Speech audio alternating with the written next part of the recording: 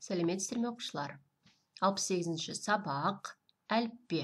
Бүгінгі сабақтың тақырыбы ү дыбысы мен әріпі. Сабақты бастамас бұрын міндетті түрде менің каналыма тіркеліп, қоңыраушаны баса кетуді ұмытпа.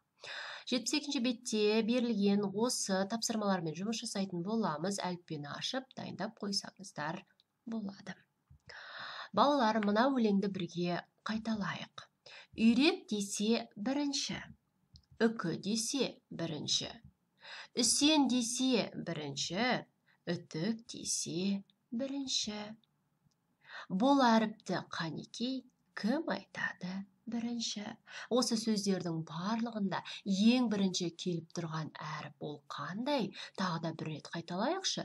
Үйрек, үкі, үсен, үтік. Әрине балалар, сіздер бірінші болып таптыңыздар. Ол ү дыбысы. Бұл қандай дыбыс? Ү дыбысы дауысты дыбыс, себебі бұл дыбысты айтқанда өкпеден шыққан ауыз қуысында ешбір кедергі ұшырамай ауа еркін шығады. Сол себепті де әліппеде ү дыбысы қызыл түспен таңбаланады балалар. Ү дыбысын дауысты дыбыс болғандықтан біз созып, әуендетіп те айта алатынымызды естен шығармайық.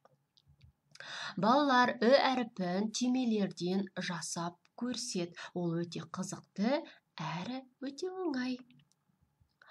Балалар, мына суреттердің алғашқы әріптерінен қандай сөз шығаруға болатынын ойланып тап.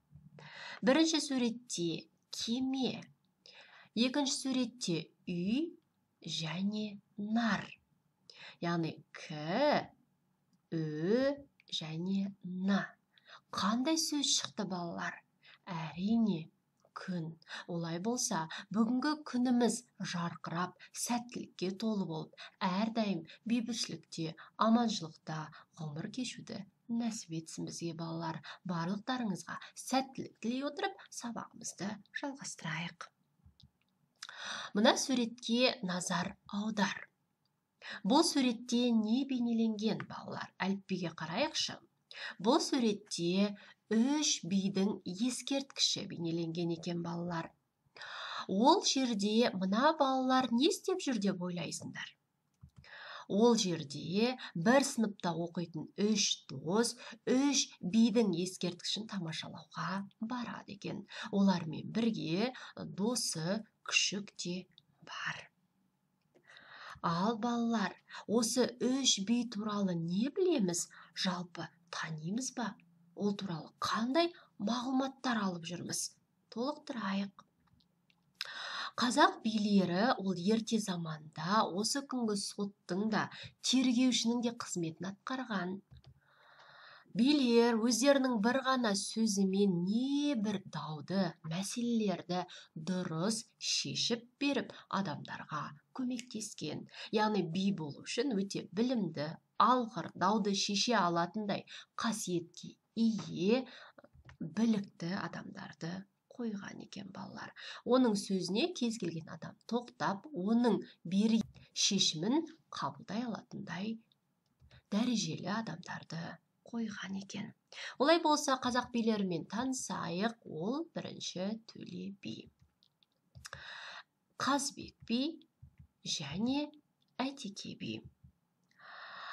Төле би 1663-1759 жылдар аралығында өмір сүрген қазақтың қоғам қайраткері, атағы жер жарған шешен болған. Ұлы жүздің бас биі, 7 жарғыны жазушылардың бірі балалар.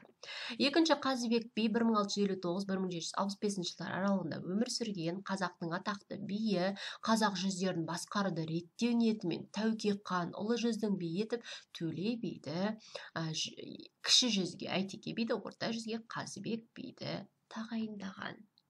Келесі Әйтеке би 1644-1700 жылдар аралығында өмір сүрген, Әбілқайырға дейінгі кіші жүздің сөзін ұстаған қазақтың ең білімді және дәрежелі билерінің бірі.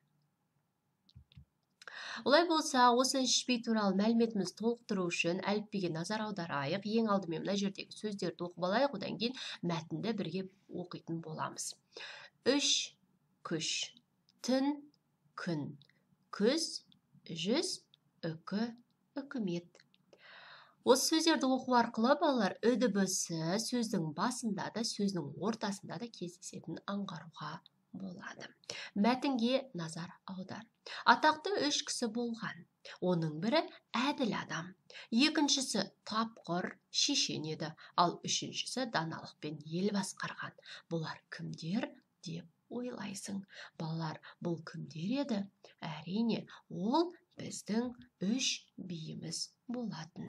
Біріншісі Төле би, екіншісі Қазбек би, үшіншісі ел басқарған Әйтеке би екенін балалар ұмытпайық. Енді келесі тапсырманың шешімін табу үшін мына жұмбаққа назар аудар. Табанынан тыз етіп, жүрсе дағы сыз өтіп, күні түні ерінбей, үйді жүрер күзетіп. Ол қандай жануар балалар? Әрине, ол ит.